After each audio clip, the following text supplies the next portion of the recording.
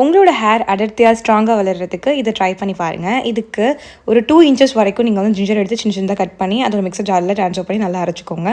கொஞ்சமாக தண்ணி ஊற்றி, ஓகேங்களா? இப்போ வந்து பார்த்திங்க அப்படின்னா இதை நல்லா வந்துட்டு ஸ்ட்ரெயின் பண்ணிக்கோங்க, ஜூஸ் மட்டும் எடுக்கிற மாதிரி ஒரு பவுலில்.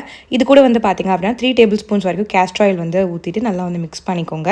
பேக் ரெடி ஆகிடுச்சு. இதை உங்களோட ஸ்கேல்பில் படுற மாதிரி நல்லா அப்ளை பண்ணிவிட்டு ஒரு 5 மினிட்ஸ் வரைக்கும் மசாஜ் பண்ணிவிட்டு 30 மினிட்ஸ் கழிச்சு வாஷ் பண்ணுங்கள். வீக்லி ட்வைஸ் யூஸ் பண்ணுங்கள். தென் எப்படி முடி வளருது நீங்களே பாருங்கள். இன்னொரு இம்பார்ட்டண்ட்டான விஷயம் வந்து ஷேர் பண்ணிடுறேன். இந்த அளவுக்கு கருப்பாக டார்க்காக இருந்த நான் வந்து பார்த்தீங்கன்னா இந்த அளவுக்கு வெள்ளையாக சேஞ்ச் ஆனதுக்கு ஒரு பாத் பவுடர் என்னோட ஃபேஸ்க்கும் என்னோட பாடிக்கும் 4 இயர்ஸாக வந்து யூஸ் பண்ணிருக்கேன். அது எனக்கு எக்ஸலண்ட்டாக ரிசல்ட்ஸ் கொடுத்தனால நானே இந்த பாத் பவுடர் ஓனாக ப்ரிப்பேர் பண்ணி செல் பண்ண ஆரம்பிச்சிட்டேன். ஆல்ரெடி நிறைய என்னோட சப்ஸ்கிரைபர்ஸ் வந்து பார்த்தீங்கன்னா என்னோட ரெகுலர் கஸ்டமர்ஸ் ஆயிட்டாங்க. உங்களுக்கு எல்லாருக்கும் நல்ல ரிசல்ட்ஸ் வந்து கிடைச்சிட்டு இருக்கு.